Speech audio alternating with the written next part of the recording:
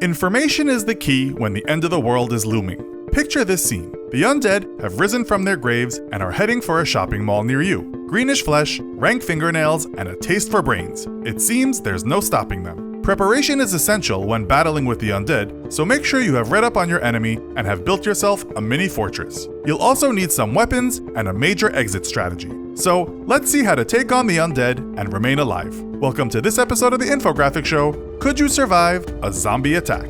Like a good Boy Scout, you need to be prepared. There would be nothing more frustrating and potentially fatal than being stuck right bang in the apocalypse without an emergency kit of some kind. Inside your survival kit, you'll require some essentials such as non-perishable water and medical supplies. You'll need a first aid kit to treat any cuts and infections, but remember, there's no use applying a band-aid to a zombie bite. If you or one of your buddies get bitten by one of the undead, it's only a matter of time before you'll start gurgling and frothing at the mouth and discovering a sudden penchant for Hirnsoup. That's brain soup for those who don't speak German. In that kit, you'll also need a supply of soap and towels, a flashlight, batteries, matches, a can opener, and some antibiotics. You might also consider a transistor radio for catching up on the latest zombie news. Also pack a mobile phone with battery, some protein chocolate bars, a tent, and waterproof covers. Your kit bag should also be waterproof.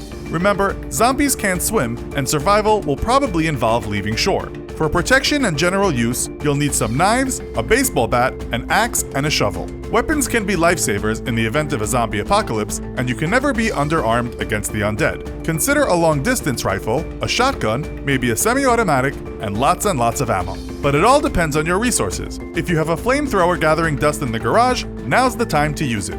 Now that you have your kit and your supplies, you'll need a solid plan. Perhaps you've made this plan with a group of fellow apocalypse survivors. Make sure you have a means of communication with your buddies and think long and hard about who you want in your group. Human beings best operate in groups of 6 to 10. Consider a group of 5 well-armed, resourceful, intelligent, and physically fit adults, 2 of whom have military experience, and at least 1 with medical training. Ideally, you will have taken part in exercises with this crew. Perhaps you've gone hiking or hunting together, but don't become too attached to your crew. If they get bitten, you should have no hesitation in shooting them between the eyes and burying them in a shallow grave. And you should expect nothing less from your buddies if you become infected yourself. You and your team should all be mentally and physically as tough as nails and be ready to kick those decomposing walking compost heaps back into the land of the dead when the need arises. When disaster strikes, you'll require a predetermined assembly point. You should have marked this point out on a map and made sure that you're not too far from essential services such as a hospital, gas stations, stores, and banks. Be prepared with a list of emergency contact numbers. Work out all exit routes out of the city and have an agreed upon time to meet at the assembly point. Your house should already be zombie-proof by barricading the doors and windows. Ideally, you will be living in an underground concrete bunker with plenty of supplies, but higher ground is good too. But remember, if you live on the 20th floor of an apartment building and the undead have infiltrated the lower floors, you will still have to get past them. Make sure you are in shape physically and have weaponry at your disposal. When you find yourself face to face with one of the undead, aim for the brain and hope for decapitation. Leaving your zombie-proof dwelling and heading for the arranged meeting point, you should have a vehicle with a full tank of gas and a secure locked garage. You may choose to use an ordinary car, but an off-road Jeep, motocross bike, or other all-terrain vehicle may be more useful. You should also be as nimble as a mountain goat on foot. If you are an inner-city survivor, which most of us will be, consider learning parkour. Running through busy streets, you will encounter not only the rambling undead, but also physical obstacles such as fences, fire escapes, benches, steps, and stairs. You need to be fast, fit, and agile, and the more obstacles you can place between yourself and the zombies, the better your chances of survival will be. You don't need to be a backflip specialist, but learning simple vaults and jumps will put you ahead of the pack. Remember, you don't have to be the fastest dude on the block, but you do have to be faster than the next guy who is also trying to escape.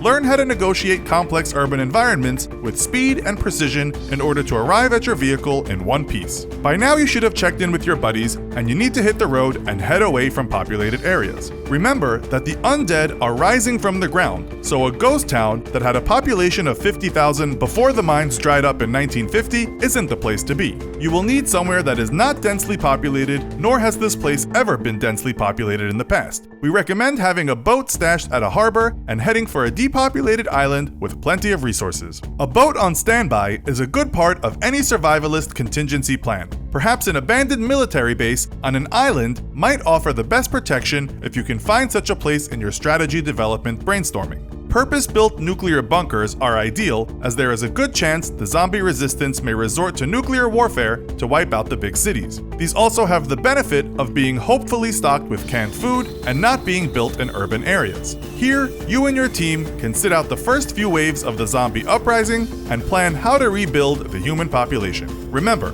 even if you consider yourself safe, never leave any doors unlocked during the ordeal. Make sure all doors and windows are secure at all times, even if you're in a safe area. Don't split up with your buddies. If you've made it this far together, then stick with the formula that works. Sit and plan and work together. The survival of humankind may well be in your hands now. So, how would you survive a zombie attack? Would you sit tight in the city or make a break for it? What would be your weapon of choice should the apocalypse come upon us? Let us know in the comments. Also, be sure to watch our other video called This Will Happen to Your Body in the Next 60 Seconds. Thanks for watching, and as always, don't forget to like, share, and subscribe. See you next time!